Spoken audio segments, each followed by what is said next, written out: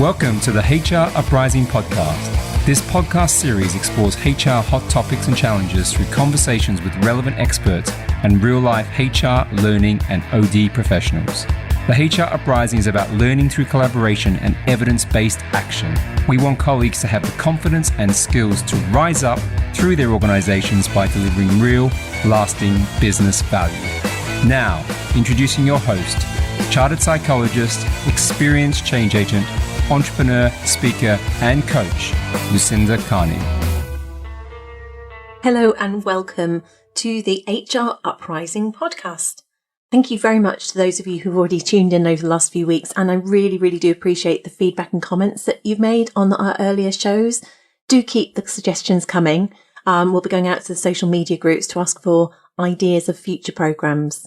And just to let you know, we're going to be starting our Conversations With series fairly soon. And that's where we're going to be interviewing some interesting people out there in the HR, OD and L&D community. I'm really excited about some of the names we've got lined up. So for those of you who are just tuning in, my name is Lucinda Carney and I'm a chartered psychologist. I'll explain why that's relevant and I'm raising that at this point. But in terms of my background, I've got 15 years of corporate experience in a senior HR role, further 10 years as founder and CEO of Actus software. And in both of those roles, I've always had a leaning towards OD. And that's why I thought that this week's episode on demystifying OD could be a good topic to get stuck into. And that is because I put a post out on LinkedIn quite recently and just asked out of curiosity, how many people actually understand what the word OD is? And it was fascinating. I think if you are outside of HR, virtually no one has a clue what we're talking about. Everyone knows what HR is, but they don't know what OD is. And I think that's supported by an anecdote that I have certainly, that when I started out 10 years ago, someone said to me I had OD on my business card. And they say, what's an odd consultant? And I said, okay, that's Organisational Development to you. And they still were none the wiser. So for me, I think OD is a bit confusing, even if we are in this area. And as I mentioned, I'm a chartered psychologist. That basically means I did a psychology degree. I then did an occupational psychology master's, and then I was supervised for 3 years while I was putting this into practice. And I had to do a number of OD activities and interventions during that I wrote up when I was supervised. Now, I'm saying this because actually I don't consider myself an expert at all, because I don't live in academia or practice it on a regular basis. But I am very interested in doing things well, and we know that being evidence-based is something we should do more of. And actually, many of us, if we're in HR roles, are being asked to do OD. So I thought it would be helpful just to clarify what it is, what it isn't, how it's different from HR, and just take away some of the mystery. On that note also, I mentioned being more evidence-based. I don't know if any of you have come across this website. I will put it on the show notes, but it's quite a useful one if you're trying to increase your levels of evidence-based work. One of them is called scienceforwork.com. And as I'll put the link down below, but that's a really great one just to get some high-level articles on evidence-based HR. And if you want to go more deeply into this, you could sign up to something which is called CIBT, which is a Centre for Evidence-Based Management.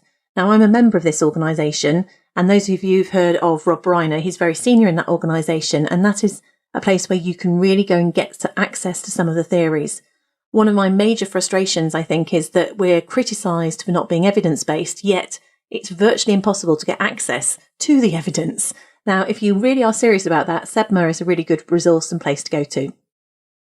Okay, so we're being a bit academic, but I promise you the podcast is going to be as practical as possible, because that is absolutely my preference. And I suppose let's start out by thinking, what do we mean by OD? And effectively, it's just about evolving. It's about adapting, evolving or improving an organisation. But the key is it's about doing it in line with business goals or organisational goals. So the CIBT define it as a planned and systematic approach to enabling sustained organisational performance through the involvement of its people. So that's another definition. But the key for me is it should be aligned with business strategy. The sort of things that are included in OD or organisational development, it's very much about change, but it could be change of process, it could be change of culture, it could be change of people, and it is about diagnosing things. So it's done in a managed way, as opposed to, we have these change initiatives. Oh, we're just going to shout about this. That's not OD. That's just something where an idea is plucked out of the sky.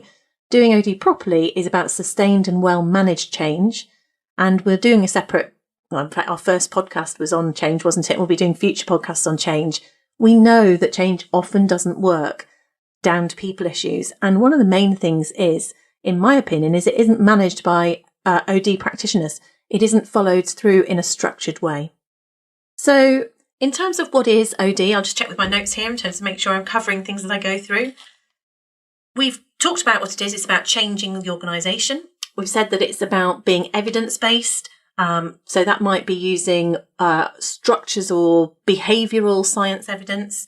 And it's about being systematic. So it's about doing a diagnosis, and then it's about a systematic and methodological change. So how does that differ from HR? I think it's really interesting because I hold a view that I think HR could fit under OD. The interesting thing is that they tend to be seen the other way around. You might have an OD consultant within HR. You might find that OD type activities actually are done outside of HR. One company I worked at had a department called Business Improvement. They would do things like Six Sigma and lean initiatives. And actually, arguably, that is OD as well. So it's interesting as where it sits. But if it's a people-related initiative, you would expect HR to be involved.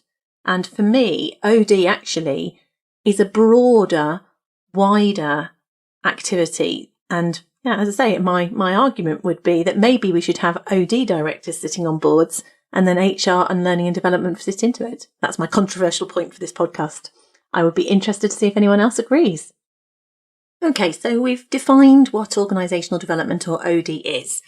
What I'm going to do now is going through the podcast as we'll look a little bit at what examples of OD activities might be, so you might recognise them, decide whether you're actually doing them already. We'll also think about what's the difference between OD and HR, the subtleties of the difference. And then we'll say basically a 5-step process, which is how do you do OD? If it was an OD intervention, might be the language you hear. Although I'm not desperately keen on intervention, it does sound a bit like we're going to accost people and lock them up. But basically, how do you do an OD intervention? Some practical tips and steps so you can feel confident when you're doing OD, as opposed to feeling this mysterious term and not know what it is. So for me, the sort of things that might fit into OD are if you're involved in changing the structure, skills or behaviours, basically cultural aspects within an organisation in order to lean towards achieving strategic goals. So there should be a clear goal. It's not just doing things for the sake of it. Also, it might be looking at things like theory and practice. And so analysing how the organisation's happening, looking at different cultural pockets of behaviour, looking at ways certain aspects of the organisation are more effective. And you may then put in an intervention, leadership development programme, or team activities to share the skills across an organisation. But you would be basically looking at theories and analysing in line with those behavioural theories. Anything to do with change, in my view, pretty much fits within OD. And there's all sorts of areas there where you think of, you could divide it down into technical change, and I say this where you think where you've had initiatives like business process initiatives. It could be culture change, it could be people change like leadership development programs, and it can be evolving, so it's not necessarily something that it may go on over time, so you'd have a succession of interventions. I was trying to think of some examples of interventions I suppose that I've been involved in my past. So I think an example of an OD intervention might be working with both HR and a business planning team to develop a new performance management process. But the reason this is OD, it's not about just getting us better at doing appraisals. It's actually making something more effective in terms of meeting the organisation's goals. So maybe it's better aligning, there's a better cascade process, or there's better alignment between individual and organisational goals. It could be you're doing something where you are facilitating workshops or focus groups to understand cultural issues, values, how people perceive, let's say, the organisational values, what they mean to them. And it may then be a to-be workshop in terms of what values or competency behaviours should we have in the future.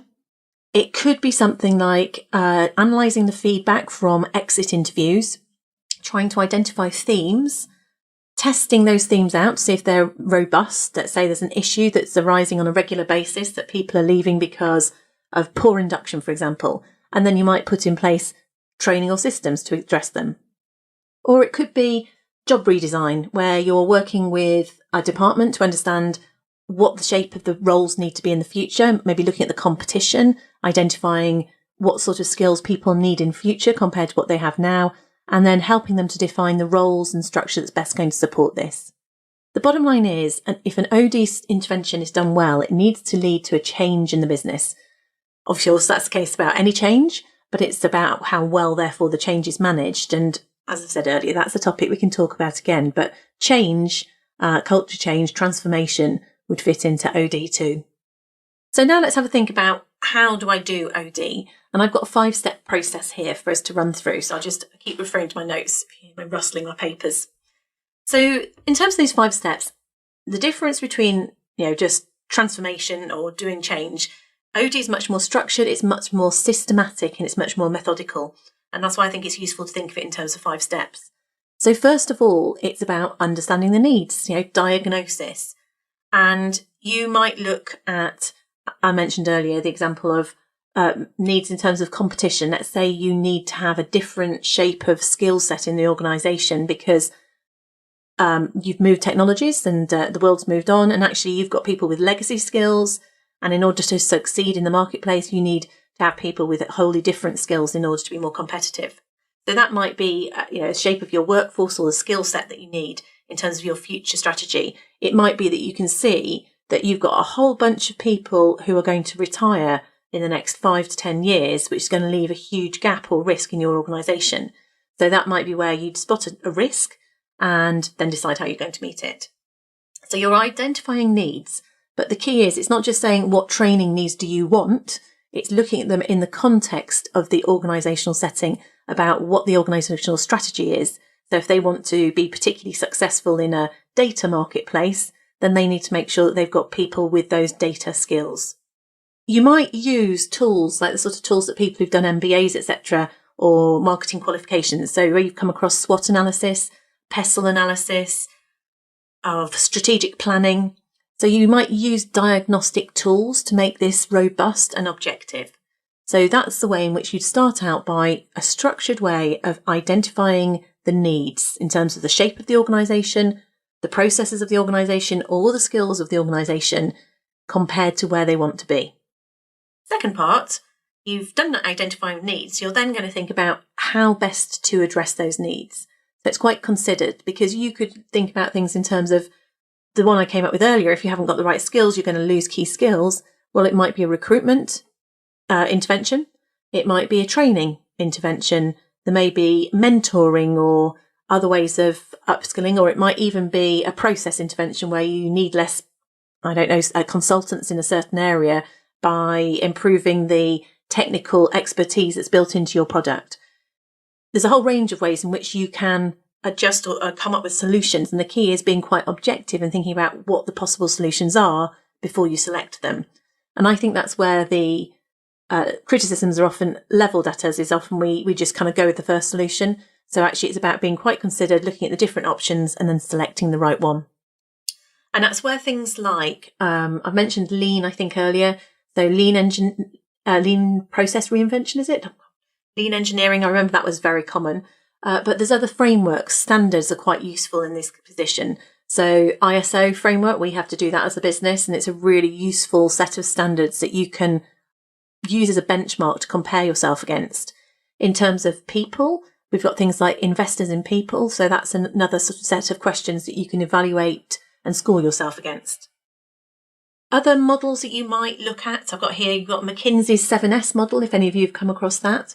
And also Burke-Litwin. I remember doing this when I went on an OD program at Roffey Park, which is you can Google that, Burke-Litwin. And it's an OD process model where you can look at the way in which everything interrelates within your organisation, decide what the outputs are you're trying to achieve, and align the interventions against them. So you've done your identification of needs, and then you're basically deciding how you're going to address those. You've considered a number of options, and you're using a structured way of doing this. Then, of course, you're going to select this. So you're going to select your intervention, and I looked on the CIBT website earlier, actually, and they come up with 4 ways in which the interventions might be, and I guess you might have one or more of these. So you've got human processes, basically, would be one thing we might look at. So that might be coaching people, it might be training programs, it might be working in groups or facilitating teams of people to do things differently or define things differently. You've then got sort of business process interventions, which are things like business process re-engineering, Lean Six Sigma. All of these are terms that I'm familiar with. I have to say I'm not trained in either of these, but I remember these being done in manufacturing environments that I've been involved with.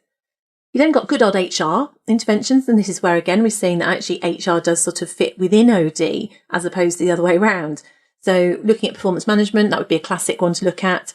Reward, you could put in place analysis of personality types or psychometrics or other ways of evaluating your workforce. And then you've got more sort of strategic interventions like transformation programs or cultural change. All of those are really easy to say, aren't they? But none of them are easy to do. They're quite huge. So that's your selection of an intervention. Then, of course, you've got to put it in place, and that's implementation. And that's where you've done a really good considered job in terms of deciding how to do it. I would very much recommend that you take on a structured approach to delivering the change, because that's where all too often we don't do change well. And it's because we just don't think it through properly. So we've been considered in this first place. You then need to make sure that whichever intervention you choose, it's well implemented and the change goes through a process. You unfreeze the organisation, refreeze, and actually think about how to push it through to conclusion. So it's not just about starting the change, it's about making sure that it's well managed. And then finally, I say the really important is actually having a point where you evaluate the change. So if we're doing it effectively at the start where we identified our needs and the gaps, we should really have clear goals as to what we're trying to achieve as a result of this initiative or change. And therefore, we should make sure we do that point. And I know loads of businesses I've been involved in, what happens is we never stop and go, how did we do? Actually taking stock, did we achieve that outcome? Reflecting on that, do we need to do more? What else do we need to learn? So you've got a 5-step process there to doing OD. Basically, identify the needs. Then you want to decide or how you're going to address those needs. You're going to select your intervention. You're then going to implement the intervention, and then you're going to evaluate the impact. And that would be us doing OD. So hopefully that's quite straightforward. I know it's really common sense, but I know there's stages also that perhaps we don't always think to do. So using some of these structured models is a good way of doing it. And we do have some resources on that you can download from our website. And finally, I just thought I'd come up with some examples of where OD is different from HR, just to try and bring it to life, because I know many of the people on this group are actually HR practitioners. So it's working out when are we doing OD and when are we doing HR. So when is it OD? I think it's OD when it's orientated broadly around the wider organisation, whereas HR is more specifically about a human resources process or about people. And it could be HR or L&D, let's say. So an OD intervention, we might actually decide that we're going to diagnose and define the new skills that we're going to need in the business in order to support the 5-year business vision, let's say. The HR piece there would be recruiting people with the right skills to do that. So you can see that it's aligned. They're absolutely aligned, but it's different. On the other hand, it could be, OD might be facilitating the definition of values or strategic goals. So it's working with people to think broadly about what they are in order to meet the future strategy. The HR piece would be about monitoring and reporting on these and on performance management activities that align with them. So it's making it happen, really. One of the really important things for HR there. Other options here, I've got a whole list of these which you can download, but I'm just going to pick a couple others. So OD might be defining a competency or skills framework that's going to support a new way of working. And the HR piece would be about evaluating the skills already available in the business and actually tracking any progress. And I guess L&D might then put in training courses that are going to develop those skills. So it all aligns really nicely together. And actually you can see how that's how you would get good quality change. So, you actually need to keep these elements all aligned. So OD might be developing an overall talent management and retention strategy with aligned development. But you see, I would have been doing that in L&D, so it feels for me that there's a big overlap. It depends maybe how strategic your role is. Then more HR would be about actually monitoring whether we're retaining people, looking at those metrics about attrition, and also allowing access to aligned development. And then the final one that I'll share is we're saying that OD is more looking at behavioural science theory and business theory and theories, if you like, and best practice in order to define the best solution. HR are often having to look at employment law and policies in order to protect the organisation and enforce policies that are already in place. So it's making things happen more operationally in that context. So I hope those examples may be broadly useful to you. That's pretty much what I wanted to cover in terms of demystifying OD. I think we should do more of it. I don't think it matters whether or not I've got HR on my job title or L&D on my job title.